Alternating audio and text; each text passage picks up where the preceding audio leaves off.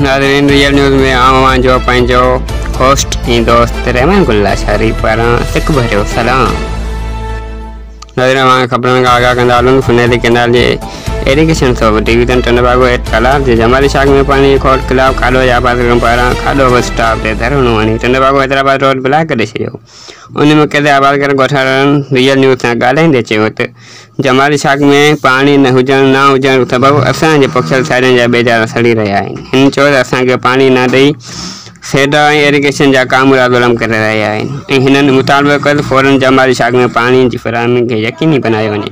वधीक चयो त पुछूं त हुनजे आबादगारनि खां हुनजो छा चवणु। इते फेरो कोन कयो त पोयां पानी आहे कोने ही बिजे न असांखे ॾिसो हे ही हालत असांजी थी वई आहे। महिरबानी करे असांखे पानी खपे, पानी ॾियो। 70 साल खां अॻियां विया हिन गवर्नमेंट जमाली शाख जे असांजी हुई कोन गैर कानून जे असर फिकर नथी करे 50-60 पानी नथो पुॼे। जेॾे लाइ फिलहाल फुटे खे साईं मुरादी शाह खे हथ कढूं था असांखे शुरू करे पानी पुॼाए वञे। नथा पुॼाइनि त असांखे अकरम बाबा जा कट मंज़ूर कनि। अला अफ़ीसरनि खे असां इहो अपील था करियूं अला अफ़ीसरनि खे अपील था करियूं मिसकिन हारी पोलियत माण्हू जेके आहिनि केतिरे ई टाइम खां वठी हिते लॾ पलाण जे माना जेको सो मक़सद ते पहुची विया आहिनि। ज़मींदारनि जा वधीक कर्ज़ी थी विया आहिनि ऐं हिते जेको फसल आबादियूं माना न पियूं थियनि माण्हू वीचारा सभा तंग थी पिया आहिनि।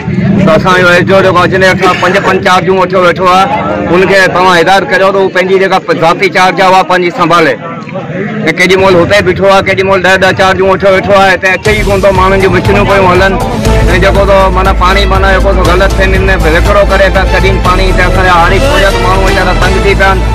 ज़मीनदार उनखे कर्ज़े मंझि माना जेको सो वकोड़ियो वेठा आहिनि। तव्हां कर्ज़ीअ जो केॾां वेंदा हू बेरोज़गार थी विया आहिनि असांजा हारी पोजत। जेकॾहिं असांजे हारी पोजतनि खे पानी न ॾिनो वियो त